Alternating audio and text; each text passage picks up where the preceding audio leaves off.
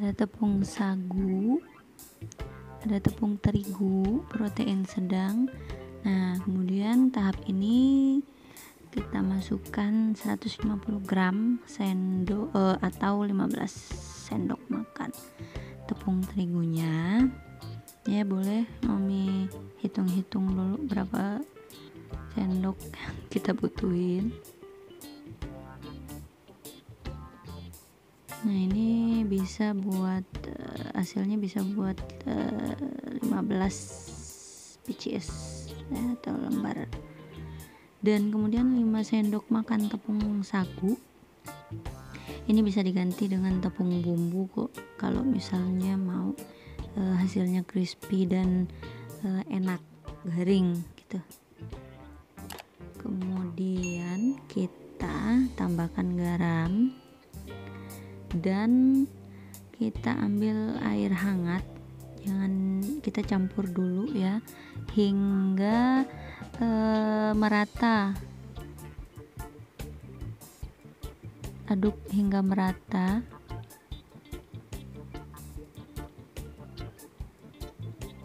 Sampai ada bongkahan-bongkahan hampir di seluruh bagian tepung.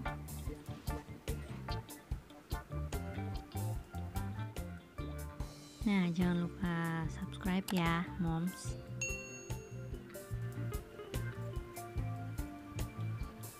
Nah, aduk terus.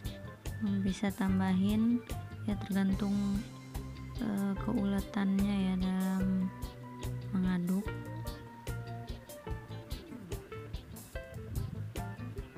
Nah, setelah itu diuleni. Proses menguleni itu seperti kita seperti kita mencuci baju deh.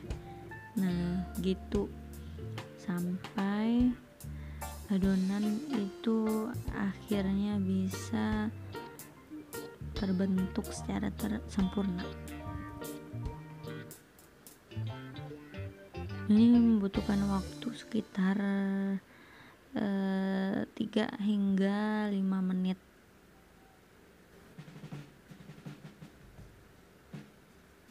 Nah, boleh deh Mami, kalau rasa airnya kurang boleh tambahin dikit tapi pelan-pelan, gak usah terlalu kebanyakan, gak usah terlalu sedikit ya. Jadi ya kita bisa pelan-pelan untuk menuang.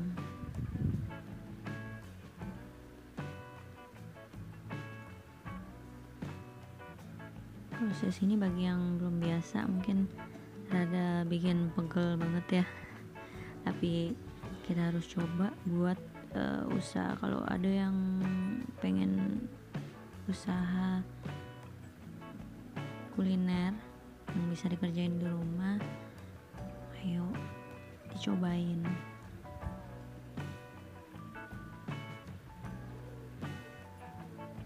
Nah, kalau kayak begini mungkin sudah mulai ya, walaupun memang masih ada tepung-tepung di bagian sisi-sisi luarnya.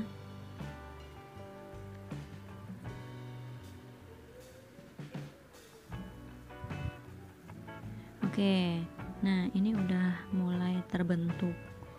Nah, kalau udah begini, mungkin ya saran saya penggunaan tepung terigu yang bagus itu mending tepung terigu protein sedang, boleh juga protein tinggi ya, supaya lebih bagus dan gak gampang sobek. Nah, ini jadinya setelah kita diamkan selama 1 jam, kita bentuk bulatan seperti adonan donat begitu ya Bunda ya. Nah, dibulatin seperti bikin donat. Momi-momi yang udah pernah bikin donat mungkin sudah fase ya buat bulatin secara manual tapinya.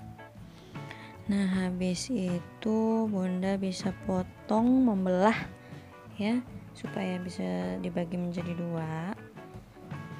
Nah, ambil dulu satu sisi. Nah, kita gilas menggunakan tangan. Ini fungsinya buat supaya nanti pas saat kita memotong bagiannya itu sama besar gitu. Mungkin ini saya cuman bisa nyontoin, dan mudah-mudahan mungkin lebih keren lagi hasilnya. Oke, jangan lupa ditaburin dengan tepung sagu ya. Nah, setelah diolenin, ayo kita potong-potong sama besar. Nah, nanti bagian ujungnya boleh nanti digabung dengan bagian ujung sebelahnya, karena pada bagian ujung itu mungkin ya kecil banget ya. Nah, nanti bisa digabung kok, bulatin ulang. Nah, setelah itu adonan yang sudah dipotong tadi ya kita bulatin ya sebelum kita rolling.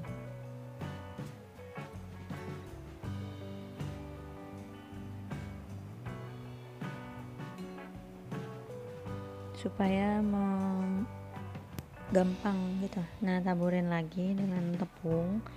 Mungkin tujuan untuk membuat bulat tadi itu supaya nanti hasil akhir dari kita meruling itu hasil akhirnya bagus, bulat untuk gyoza. Cuman kalau misalnya buat siomay atau batagor mungkin bunda-bunda bisa rulingnya itu menggunakan mesin ya, mesin ampia ya namanya ya.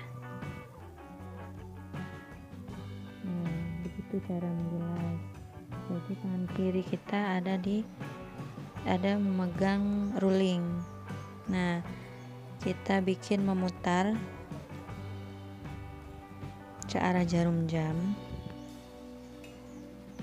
ya.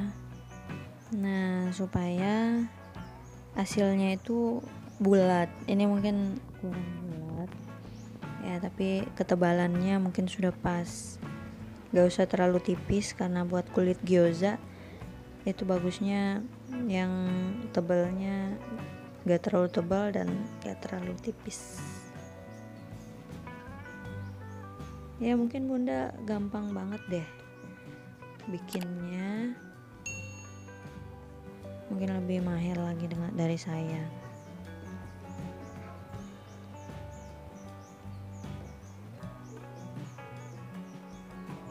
Seperti yang saya bilang tadi, ini hasilnya nanti sekitar 16 lembar.